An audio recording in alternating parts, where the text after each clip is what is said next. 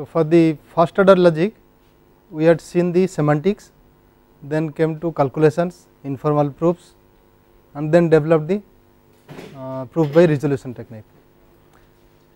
The next in the sequel should be our axiomatic system, and the axiomatic system we will call it as FC, first order calculus, and this will be an extension of the propositional calculus we already had.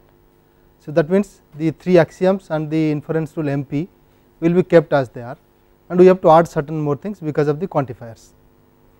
Again for the quantifiers we will take only one quantifier for each x, because the other one can be introduced with a definition by using the not, De Morgan's rule we have, right. So, like if you have there is x, you can introduce it as a definition with not for each x, not x, fine. Just the way we have introduced the connectives by definitions, the same way we can go for the quantifiers. So, but we have to take care of the special predicate, equality predicate, that might give you some axioms or inference rules, something we have to introduce there. So, these are the extra things we need for FC. So, let us start with FC. So, again our axioms will be axiom schemes. So, we are not using there exists symbol. So, that means we have the alphabet, we will have only these symbols for each, and then not and implies, okay. These two are the connectives and this is only the quantifier, and then we will also use the equality predicates, okay. All the other things like predicates, terms, variables, they are as they are, only restriction will be up to this, okay. This along with predicates, function symbols and so on.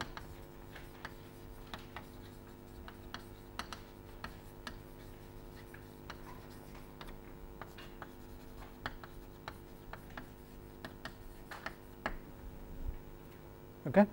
So, we will start with the axiom schemes. The axiom schemes of FC are as follows.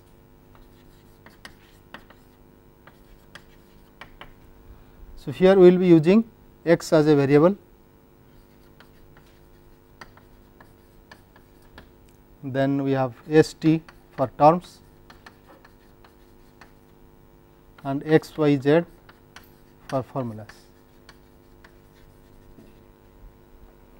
So, with this we will have the axioms. First one will be our earlier axiom for PC. So, that will be x implies y implies x, okay. Next A2 is the distribution of implication, which is x implies y implies z implies x implies y implies x implies z, just like your PC. Then we have A3, which is for the negation sign. So, not x implies not y implies not x implies y. So, that should give us x, right, law of contradiction. Then we have the other axioms peculiar to FC. So, first we will take the quantifier form. For each x implies x by t.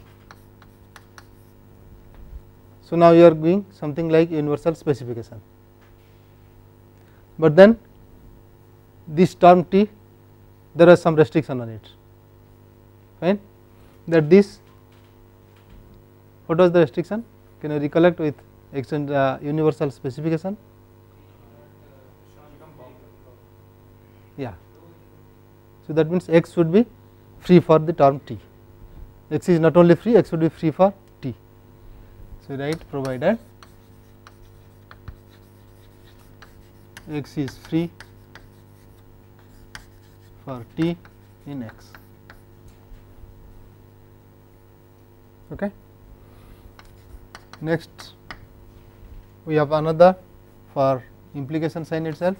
So, for each x let us write y, y implies z implies y implies for each x z.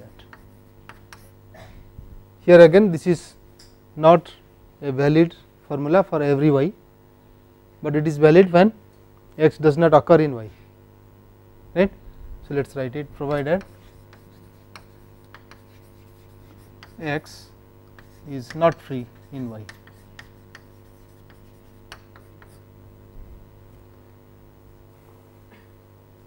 Okay. Then we should have something for the equality. So, let us write say t is always equal to t, okay, reflexivity, and next we will have s equal to t implies if you have x s then we should get x t.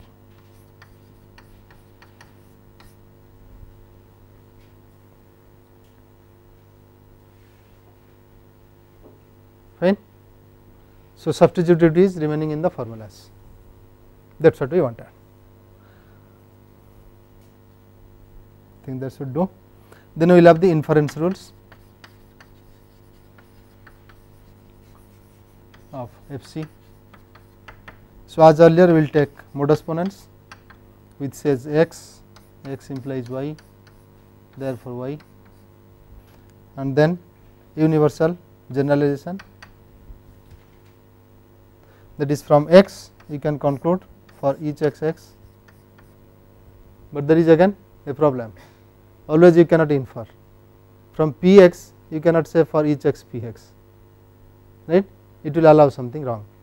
So, what should we have is x should not be free in the premises, right. So, in fact, when you come across the proofs, if it is not occurring at all in any premise, that might be a bigger constraint. What we need exactly is till now whatever premise has been used, x is not free there, then there is no problem, right. So, we will just write provided x is not free in any premise used thus far.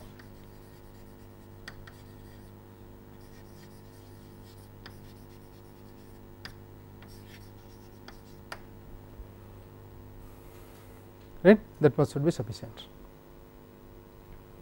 Then as earlier we will be introducing theorems, proofs, right, consequences and so on.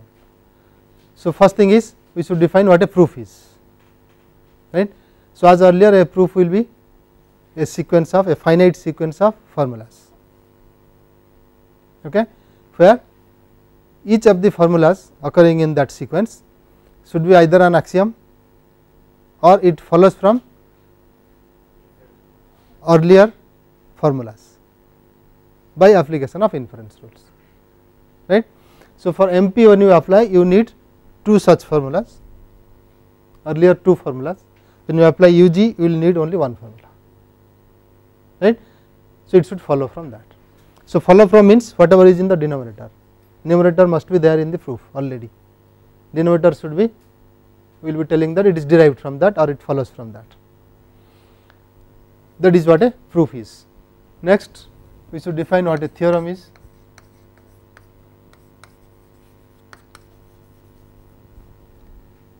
So, as earlier again a theorem is the last formula of a proof, fine, we are going so formal, it looks funny, but that is what it is. So, theorem is simply the last formula of a proof. Next we will be introducing consequences, or rather probability of consequences. So, for consequences we will again take sigma is a set of formulas,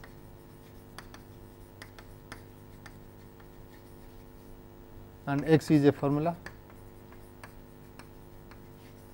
So, we will write sigma entails x in FC now. So, this FC often we will omit once we know that we are working in FC. So, sigma entails x if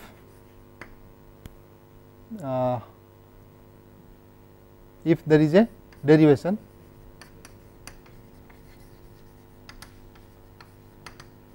of x using formulas from sigma. So, the formulas in sigma are again called the premises. And what is the derivation? Just like your proof, you will be having a derivation.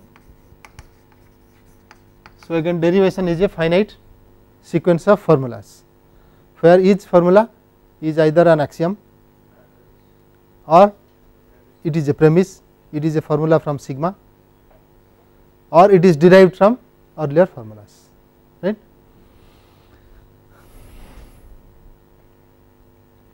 So, similarly this symbol can be used for the theorems, right.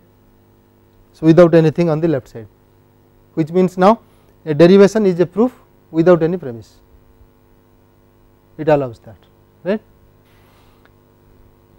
Then we will introduce also inconsistency.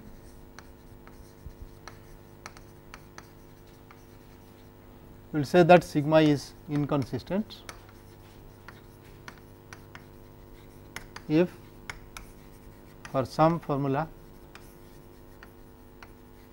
x we have both sigma entails x and sigma entails not x, right. So, that means we have a derivation for sigma entails x, we have a derivation of sigma entails not x. Otherwise, we will say that sigma is consistent.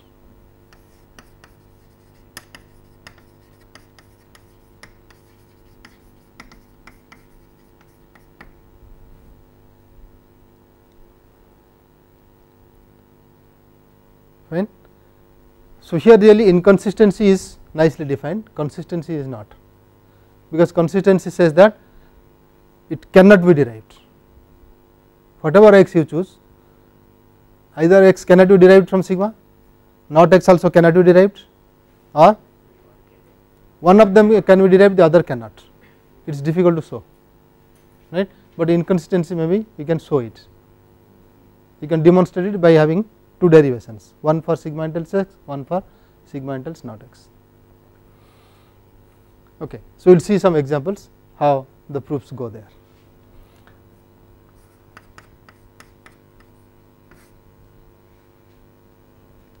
Okay.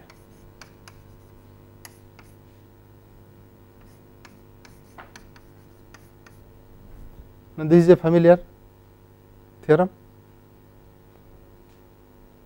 Yes, the first theorem in PCB we proved was this, P implies P.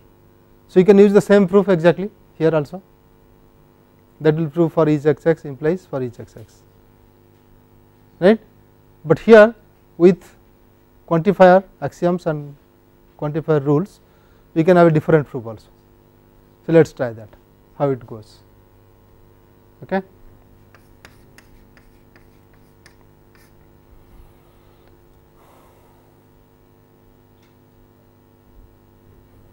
Okay. First is we may say for each x x implies x,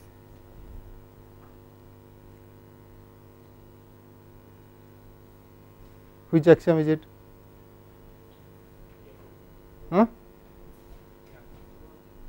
See, provided x is free for t in x, so I can take t equal to x itself.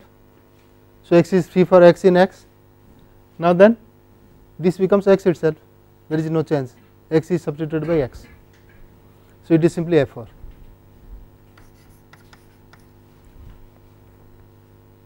Okay. Next, we will go for each x x implies x implies for each x x implies for each x x, where from it comes.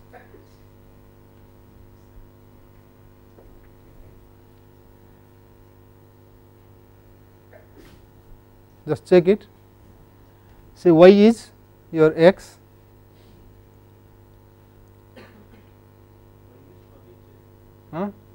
y is you have to take for each x. So, what we need is this is suppose I take for each x, this is x, then I would get for each x here, for each x z here, right. Condition is x is not free in y. So suppose I take y as for each x, then x is not free there, right, but it needs one for each x here, that is the only thing, right. So let us put it.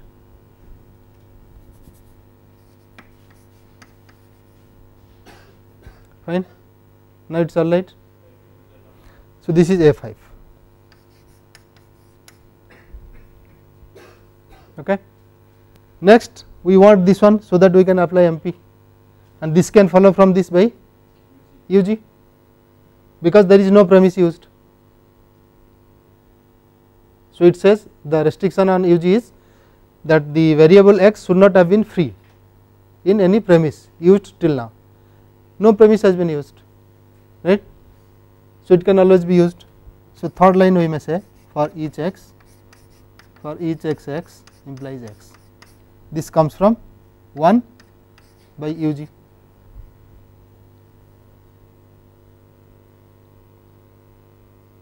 Is that okay? Then fourth is by modus ponens for each x implies for each x. Okay, let us take some more example to see something which is not in PC. This is really coming from PC, this theorem. Okay, it is P implies P, though we have a different proof now instead of using just P implies P form. Fine.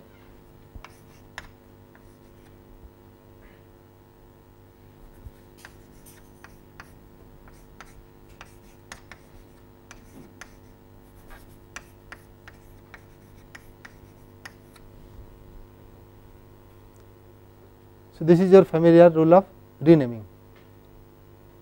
You have say Px or Py here, for each y Py should entail for each x Px, right. Y has been substituted by x. Fine. Yeah. So what is the condition?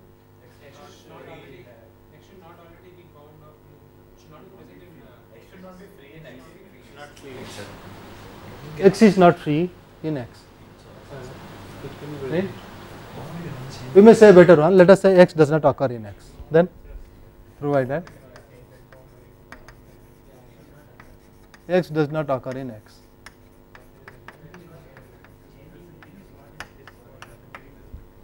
Suppose this is given, fine, it should be all right. So let us see a derivation. So again we will not be fussy about writing derivation or a proof, we will just write proof. We may write a derivation.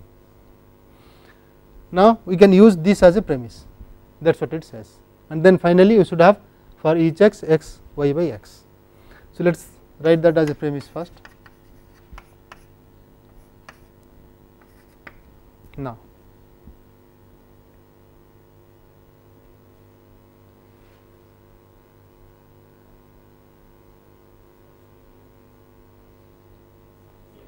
which one we should choose? A4 in which form? For each y x implies x y by x, because that is what we want, right. So x is your term t now, which satisfies the condition required there. The variable y should not be free, should be free for x, right. It is free for x because x does not occur at all. Fine. So this is your A4. Then you have modus ponens, which is x y by x, then UG, that is the natural thing.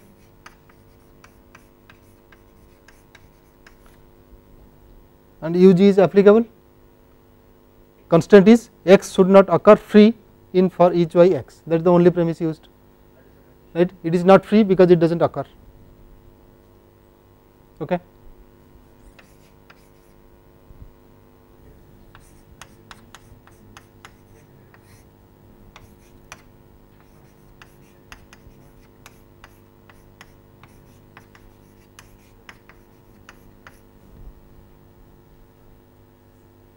you can interchange the quantifiers.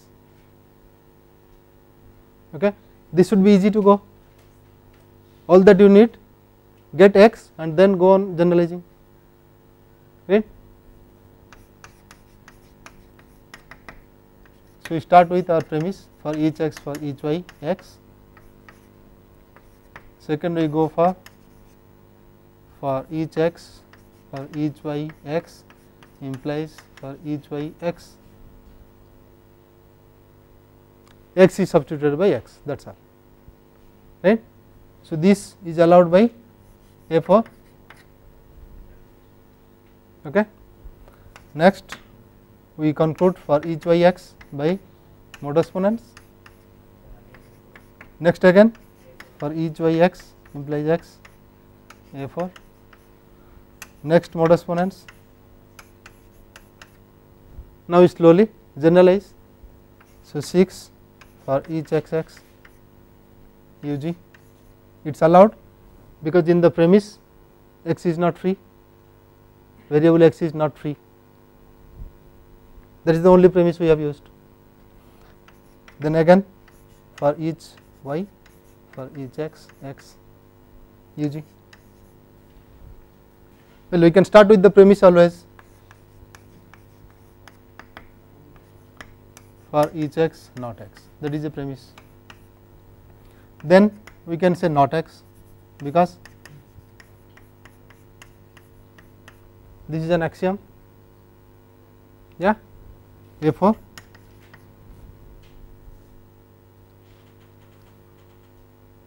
Is that right? Then modus ponens gives not x. Now,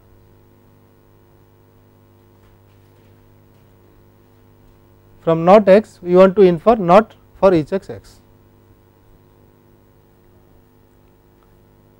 No axiom says that, right, no inference rule is there, fine, but we can always infer from for each x x x. Can you see some relation between this? See, you have not x, you want to infer from this not for each x not x. No, it is not for each x x, you want to infer this, right. So, look at the other side, can you infer this for, yeah, by A4, is it really A4 and MP, fine. Now, what is the relation between this and this? So, this implies this implies this, contraposition, we can always use PC theorems because it is an extension, right. If you do not want to use the theorem, you have to duplicate its proof, that is all, fine. So, let us use PC theorem, which is contraposition. Now, with contraposition, which one we want? For each x x implies x, this is an axiom. Okay. Next, we say for each x x implies x implies not x implies not for each x x. Okay. This is contraposition, we will just write as theorem, it is already proved in PC, right. We have already proved it as a theorem. If you want to find what is the name, you say contraposition.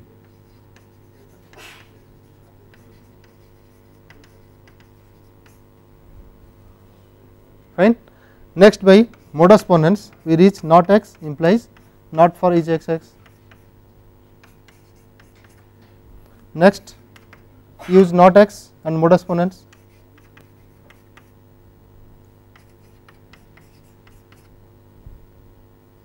Okay. So, I am not writing again 6, it is the previous line, so only remote line I am writing as 3.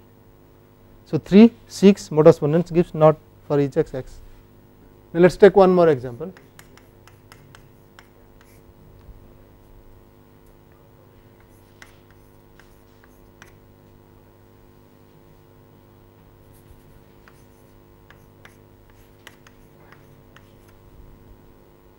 Suppose you take this, which looks very simple, but we do not have any axiom for it, we do not have an inference rule.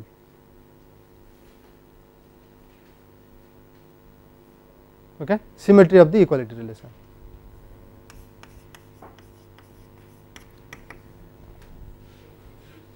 So, anyway, we will start with the premise. Next,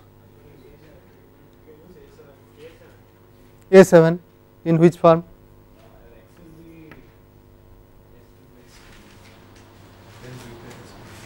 Well, again A7, if you look along with MP, see, it will be easier to think about the consequences.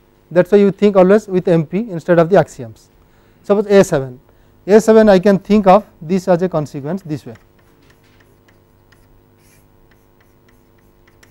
Okay. If I have already S equal to T, I have already X of S, then I can infer X of T. Intuitively that is what A7 says. Okay. Now, by application of MP twice. Okay. Now, we want to find out that T equal to S is inferred. So, our X T should be T equal to S, right. So, X should be equal to S equal to S,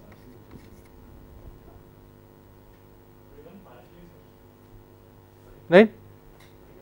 But if you say, see, there is a problem, writing in this form giving the problem. If you write in the correct axiom form, it should not. Suppose I write this as X X by S, and this is X X by T, right. So, now you can think of X as X equal to S, fine. So, the axiom way we are writing X X by S is not exactly X of S, because you cannot substitute S by T directly, you have to substitute by a variable, and that gives also freedom, you can substitute partially, right. Is that okay? So, we start with our X as or rather axiom 7 in the form S equal to S, S equal to T implies X equal to S implies X equal to T, right. This is the axiom we want.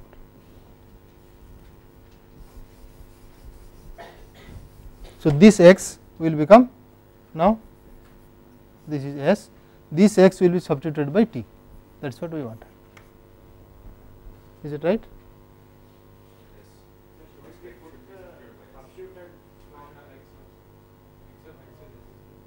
So, this X we are going to substitute by S.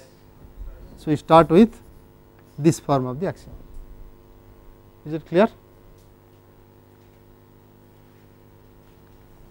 So, to give a comment, to make it readable, you may say A7 X equal to S, that is all, that will make it readable.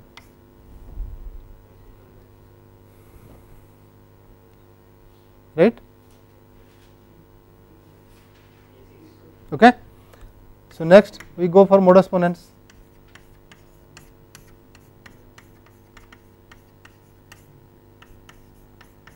Next we introduce S equal to S,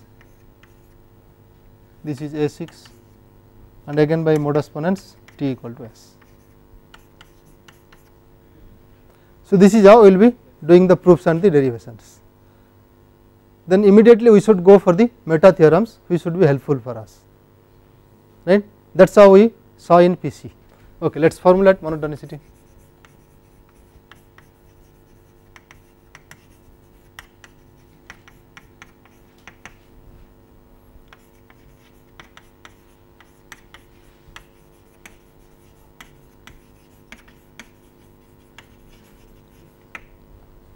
So, we start with two sets of formulas, one of them is a subset of the other, and then we have another formula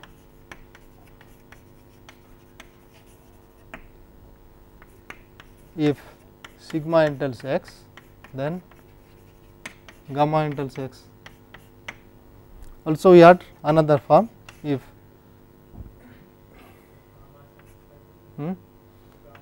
well we go the other way,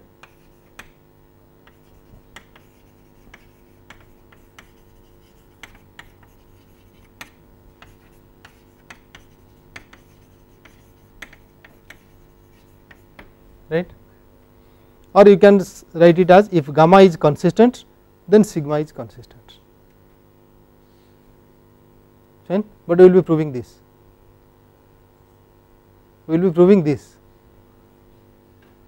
fine.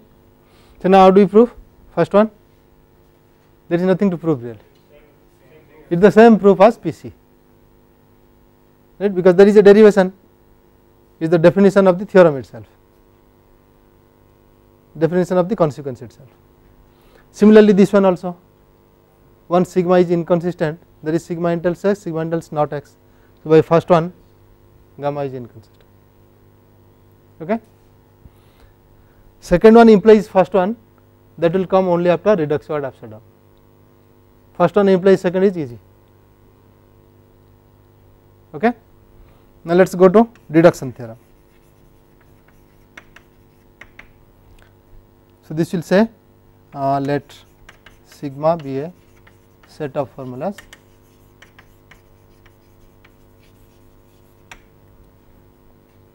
then you need two formulas at least, x y formulas, then sigma union x entails y if and only if sigma entails x implies y.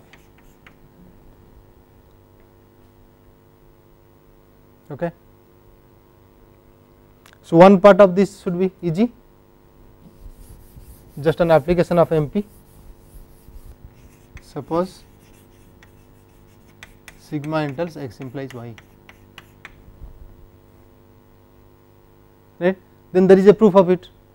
So, take that proof, say call it P1, it starts as 1 something and some m which gives x implies y. So, all the premises are used in sigma only, fine. Next you introduce x which is a premise. Okay. So, now you have used premises from sigma union x and then m plus 2 is y by modus ponens, that is all. So, this says sigma union x entails y, just an application of MP.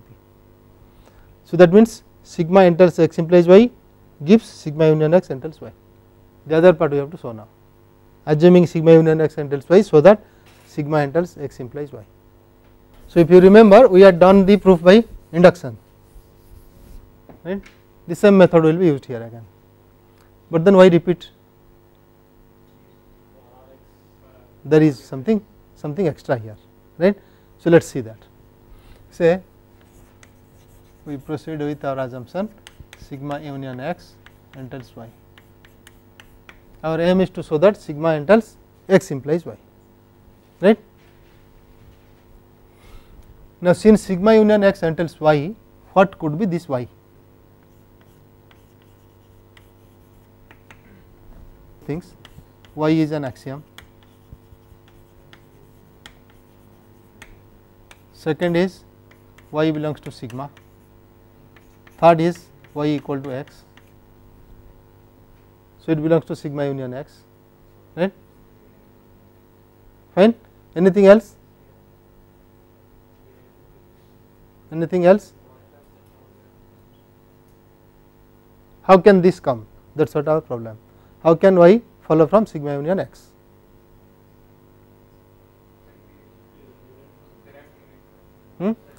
So, there is a proof of y, that is what it says, right. So, let us take one simpler case, say there is a proof of sigma entails y, x has never been used. First let us take that case, some way it has been derived where x has never been used, right. So, next case we will take x has been used in the proof, right. So, x has been used in the proof.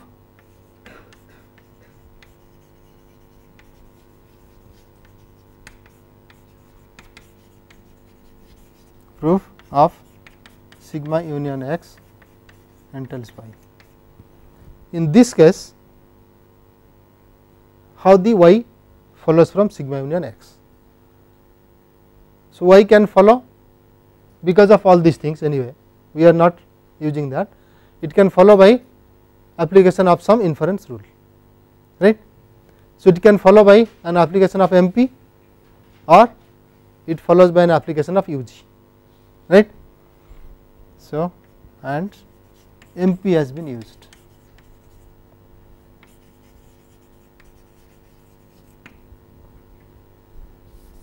And the last case is x has been used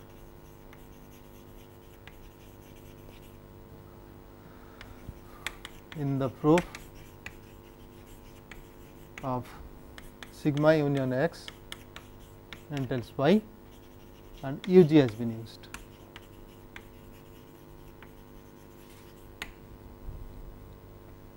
These are all the cases y can follow. Fine. In each of these cases we should show that sigma entails x implies y. Fine. Now, let us see first case A, y is an axiom. Then how do you say sigma entails x implies y?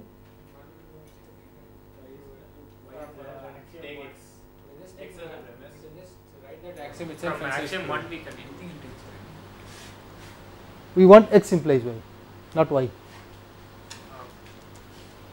See, our aim is to show that sigma entails x implies y. So, this is our aim, to show that sigma entails x implies y, right. So, you need axiom 1, you need axiom 1 here, right. So, case A, we give a proof of sigma entails x implies y. So, start with y axiom, some axiom, which one we do not know. Next, y implies x implies y, A1, therefore, x implies y by modus ponens. Okay. So, this is a proof of sigma entails x implies y. Even sigma has not been used, so it does not matter, not that everything has to be used. Next case B, y belongs to sigma, same proof, instead of axiom, if it is B, you will be writing here premise for B, everything else remains as it is, right. For A you proceed like this, for B instead of axiom you write P, it is a premise. Then also it says sigma entails x implies y, clear. Now, let us take case C, y equal to x, x implies x is a theorem, right. Hence, by monotonicity we do not need monotonicity, right, but since we have proved, let us mention. Okay. Next case D, sigma entails y. What to do here? Just like this, case B, just like case B, right. If sigma entails y, then you have another proof of up to this line y, where only premises from sigma is used, then add this to that proof, right. So, add the proof in A to the proof of sigma entails y, right. You have sigma entails y, so already up to this you have the proof, right. Y is the last line of that proof, sigma entails y. Then continue this way, you get sigma entails x implies y. That is all. Next case, now we will need induction. It has been obtained by MP. Suppose it has been obtained by MP. So, we have a proof where y has been obtained, right, and you have sigma union x, where x has been used really, right, that is the case. Now, once y has been obtained by MP, you have another formula z implies y before it, so that MP has been applied, fine. Is that okay? Next use the induction hypothesis on this, right, use the induction hypothesis. You are proving it by induction on the proof of sigma union x entails y, right. So, now this says sigma union x entails z implies y, that is what it shows.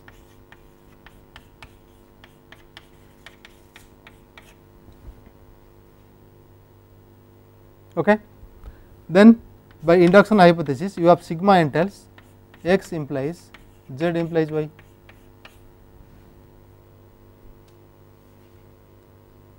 Is that okay? But then since you have applied MP, you also have z before it somewhere, right. So, apply again on that, you get sigma entails x implies z. Now, add to this proof, add to the proofs of this and proofs of this, right. So, suppose this has been proved by P1, this has been proved by P2, then what you do, take P1, next take P2, this proofs. So, here the last line is x implies z implies y, here the last line is x implies z. Next apply axiom 2 implies x implies z implies x implies y. Apply modus ponens twice, once you get this one, next time you use this you get this one. So, you get x implies y, that is all. So, this step is by induction on the length of the proofs of sigma entails sigma union x entails y, fine.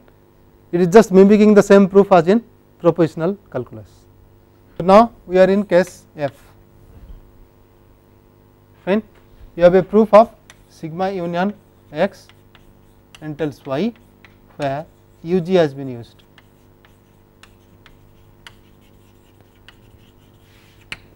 Again the proof will be by induction, right. So, you have a proof where you have obtained y by universal generalization. So, that means y must be in the form for each x some z some x, right, because UG has been used. So, then you have z somewhere here on which you have applied, and this x is not free in x in all the premises, but x has been used, right. So, it is not free in x, all these information are there, okay. X is used somewhere and it is not free in x, fine.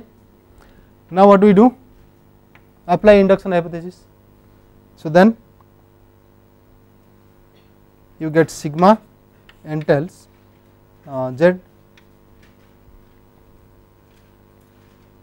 with x, right. So, we have sigma entails x implies z.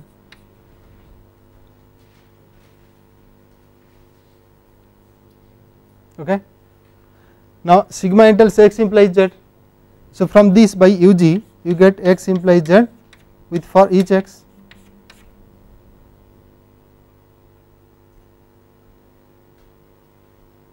Fine. All that we need is x should not be free in the premises, and x is not free in the premises, it is not free in x nowhere else, right. So, for each x, x implies z, then use the axiom for each x, x implies z implies x implies for each xz. Which axiom is it? A6 or A5? A5, and condition is x should not be free in x, that is what it is, fine. Then use modus ponens, you get x implies for each x z, that is all, and x has never been used in this proof, right.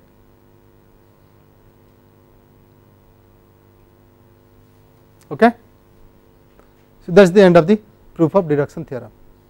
We will slowly go to other meta theorems.